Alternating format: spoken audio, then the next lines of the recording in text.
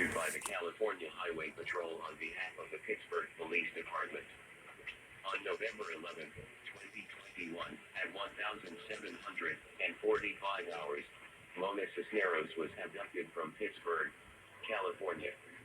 Mona Cisneros is a 1-year-old Hispanic female, approximately 2 feet tall, weighing 30 pounds,